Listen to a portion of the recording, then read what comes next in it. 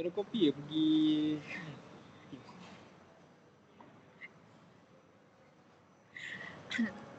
Good morning to everyone. So I'd like to welcome all team members, which is consisting of me, Umaira Afika, Nur Kamarina, Divashini, Anna Nur Shahira, and Siti Rahima.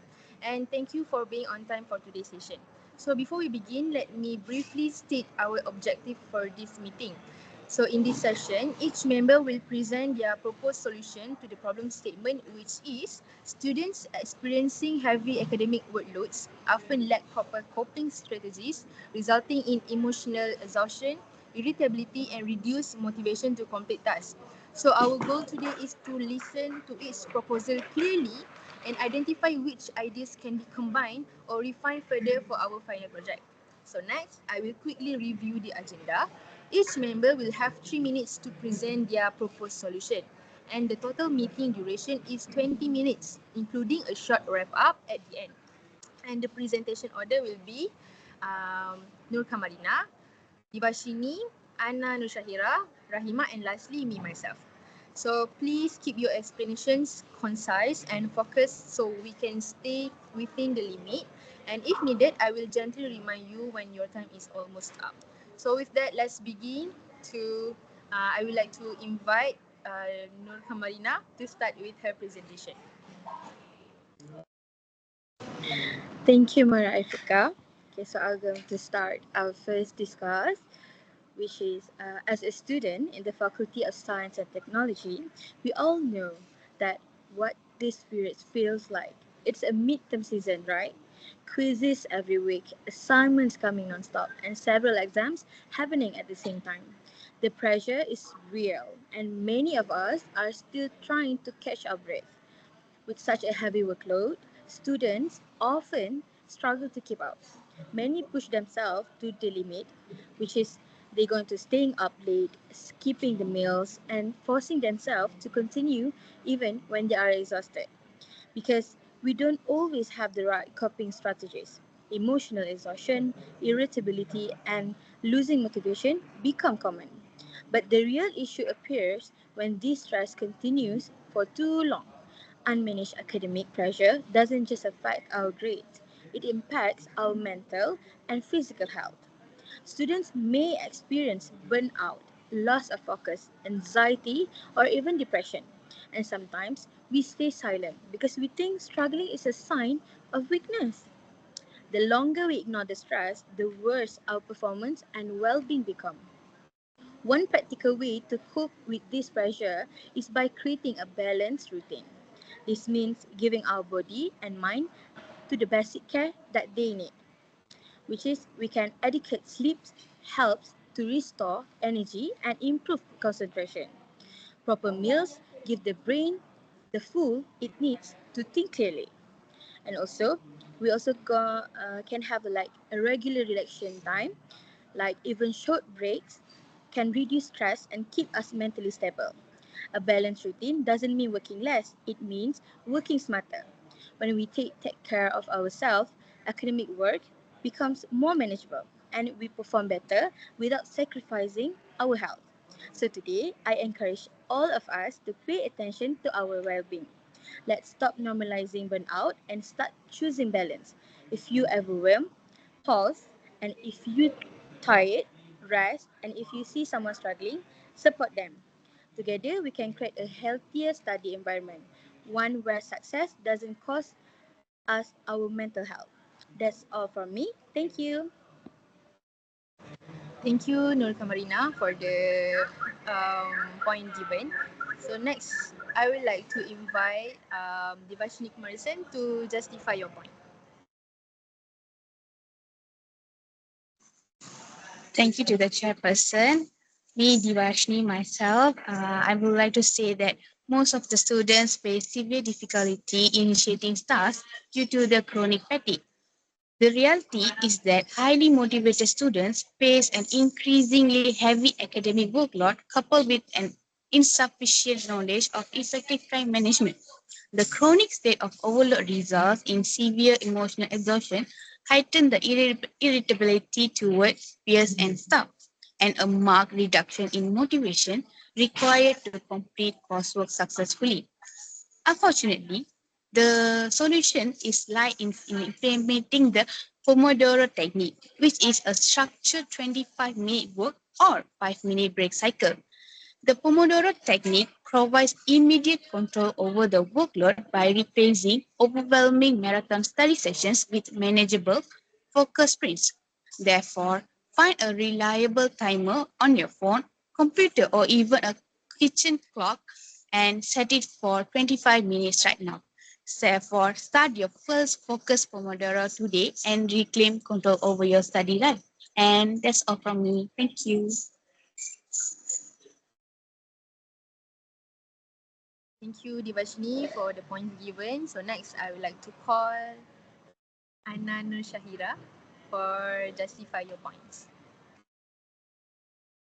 So, good morning, everyone. I want to start with a simple observation. We often talk about grades, deadlines, and results, but we rarely talk about how students are actually feeling while trying to achieve all of that, right? So, behind every submission and every exam, there is a student who might be stressed, overwhelmed, or simply trying to get through the week.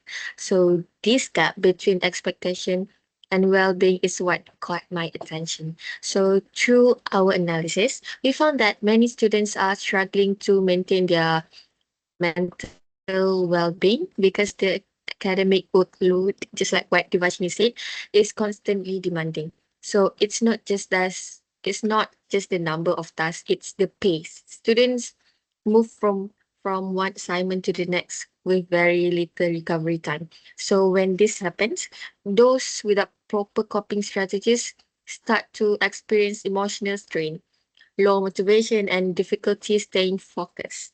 So the issue becomes more serious when we realize that most students actually don't know how to manage this test. So studies shows that over 75% of students report moderate to high academic stress, but only a small number know effective techniques such as structured breaks, breathing methods, or reframing stressful thoughts. This leads to exhaustion, irritability, and eventually burnout, which affects both academics performance and overall well-being. So to address this, my proposed solution is a student stress management toolkit. So this toolkit gives students simple practical tools they can use immediately, such as first, a weekly planner to organize deadlines. Second, quick coping techniques like breathing and grounding steps. Third, Pomodoro based study break deadline to prevent fatigue. Fourth, a short guide on reframing negative or stressful thoughts. So it is easy to implement, low cost and beneficial for all students. So by introducing this toolkit, we can help students manage their stress more effectively and reduce the risk of burnout throughout the semester. So I really look forward to discuss this more. Thank you. Thank you, Anna Nur Shahira. So we move to Rahima Yusuf. Please justify your points.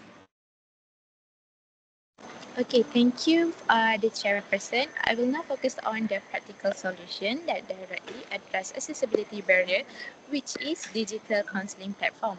Even when counseling service exists on campus, many students hesitate to seek help due to the stigma, time constraint, or discomfort with face-to-face session. Traditional counseling services are limited in availability, which prevents students from accessing support when they need it. This leaves many students coping with high level of stress on their own. When students cannot access timely support, stress can escalate into emotional exhaustion, anxiety, or decreased academic performance. Additionally, students may adapt unhealthy coping strategies, further worsening with their mental health. Digital counseling platform provide a practical solution to this challenge. Online appointment chat-based consultation and safe guide mental health model give students flexible, confidential, and immediate access to professional support. By integrating digital counseling platform into university mental health service, we can remove barrier to help seeking, empower students to manage stress effectively, and create a more supportive and resilient academic community. Thank you. Thank you to Siti Rahima. So next, I would like to move forward for my last point, which is we will to strengthening peer support groups to allow students to share experiences and coping strategy. So every year, most students quietly burn out, not because they are incapable, but because they carry more academic pressure than their minds can hold. So many students face intense academic workloads, packed schedules, continuous deadlines, and high expectations from lecturers, peers, and even themselves. So without effective coping strategies, they struggle to balance time, manage stress, and maintain productivity. So the lack of coping skills lead to emotional exhaustion, constant irritability, sleep disturbance, and declining motivation. Over time, this affects academic performance, personal well-being, and their ability to maintain healthy relationships. So students may begin to procrastinate their works, isolating themselves, or feeling constantly overwhelmed, which worsens the cycle of stress. So, what solution that we can use is one of it is we can strengthen peer support groups to allow students to share experiences and coping strategies. So, in these points,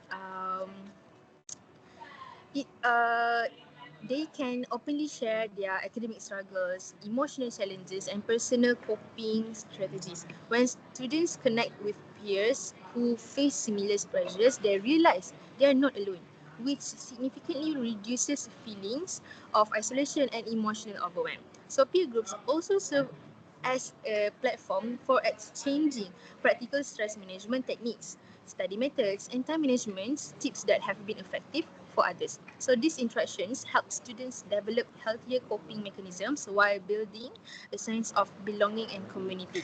So furthermore, peer support groups encourage consistent emotional check-ins, collaborative problem solving, and mutual motivation, which collectively enhance overall well-being and resilience throughout demanding academic periods. So, it is very important for us to apply this in ourselves. So by committing to healthier coping habits and seeking the right support system, students can protect their mental well-being and regain control over their academic journey. It starts with one decision: choose to take care of yourself today. So that's all from us. All of us have been given our points to our problem statement.